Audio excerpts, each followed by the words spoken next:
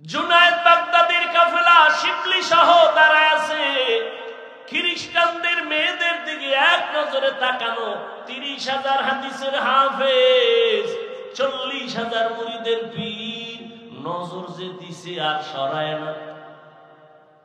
শিবলিকা হযরত আমাদের খানকায় কি যাবেন না?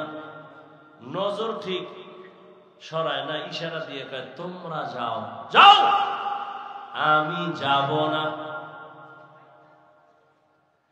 শিবলি আতঙ্কিত হয়ে গেলেন, পাগলের মতো হয়ে গেলেন। ব্যাপার কি বুঝলাম না। হযরত আপনি যাবেন না কেন? আবু আব্দুল্লাহ ডেকে বলে ওই খ্রিস্টান মেয়েকে আমি বিয়া না করে যাব না। আরো কঠিন, ওই খ্রিস্টানের সুন্দরী মেয়েটাকে বিয়া না করে যাব না।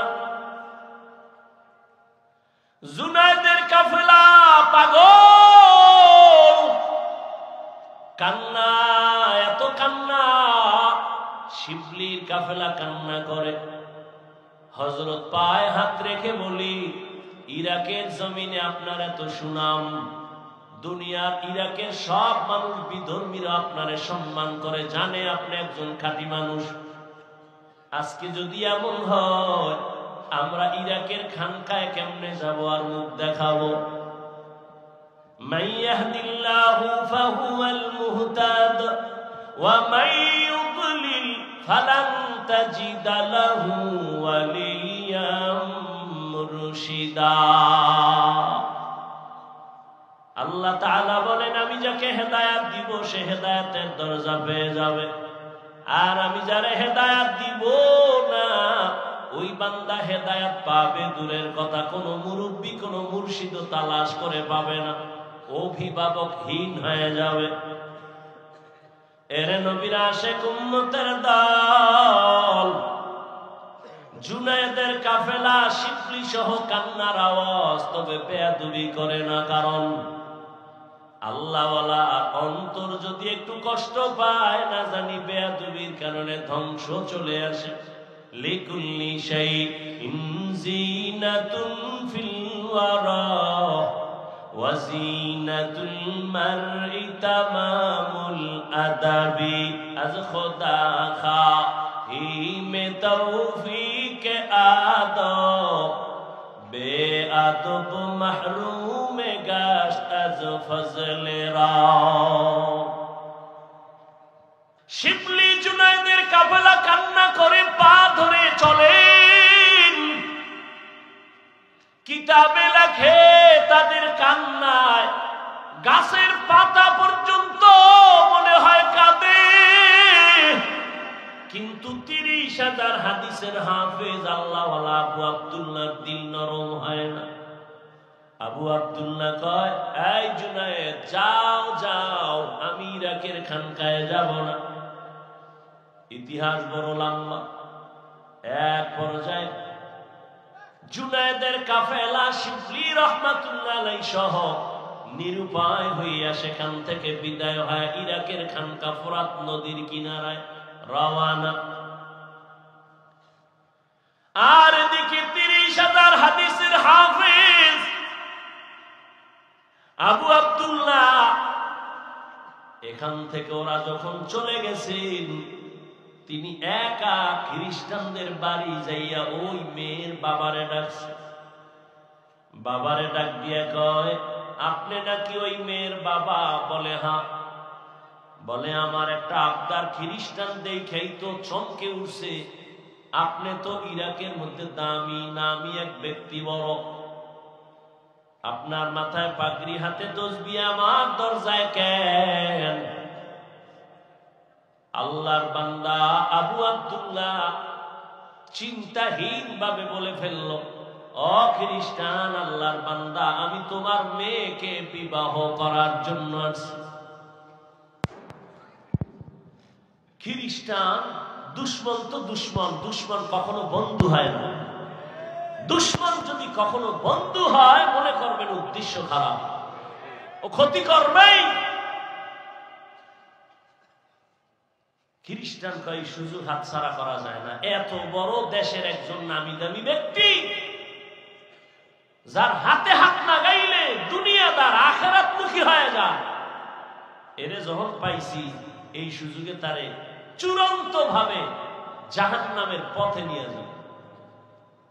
কয় তুমি আমার মেয়ে বিয়ে করবা? বলে হ্যাঁ। তাহলে আমার শর্ত আছে। কি শর্ত? বলে 1 বছর অপেক্ষা করতে হবে। বলে আমি রাজি। 2 নাম্বার শর্ত, মদিনার পাগড়ি পোশাক তুমি ফালাইয়া তোমার মাথায় আমাদের খ্রিস্টানদের ইউনিফর্ম প্যান্ট শার্ট আর টাই আর ক্যাপ লাগানো লাগবে। আবু আব্দুল্লাহ কয় রাজি। কয়টা হইল?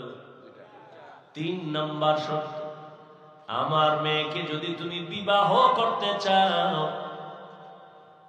1 বছর পর্যন্ত জঙ্গলে আমার কিছু শূকর আছে, এগুলো রাখাল হয় 1 বছর পাহারা দিতে হবে। আবু আব্দুল্লাহ বলে আমি রাজি হয়ে গেলাম। মদিনার পাগড়ি আর পোশাক ফালাইয়া 1 বিন্দু দেরি করে না। এত বড় আল্লাহর একজন ওলি, গোটা ইরাকে যার এত নাম, জুনায়েদ বাগদাদির পীর, পেরেশানির কোনো চিন্তা নাই। এত বড় আল্লাহওয়ালা কেমন যেন শিশুর মতো বলে যা কয় রাজি, যা কয় রাজি। পাগড়ি ফালায় দিছে, দাড়ি ফালায় নাই। কারণ খ্রিস্টানদের মধ্যে দাড়িওয়ালা বহু আছে, হিন্দুদের মধ্যে, শিয়াদের মধ্যে দাড়িওয়ালার অভাব নাই। এখন দাড়ি হয়ে গেছে অনেকের ফ্যাশন। আগে কামাইতো, এখন এই থোতার গোড়া একটু রাখে, ডিজাইন ডিজাইন হয়ে গেছে। এখন এই ডিজাইন কি রাখতে চাই, কিছু কপাল ভরারা রাখে, রসুলের সুন্নত হিসাবে রাখে না। ওই যে আমরা ওয়াজ করতাম দোনো হাতের কবজা দিয়ে খাও, এটা মানে না।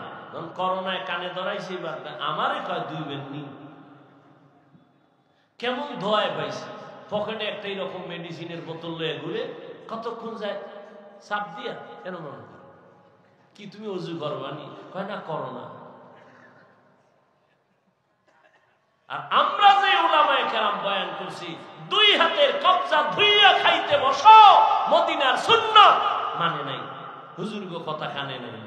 অথচ এই জমিনে উলামায়ে কেরাম টুপিওয়ালারা এই জাতির চিরন্তন বন্ধু, আর সব হলো ধান্দাবাজ।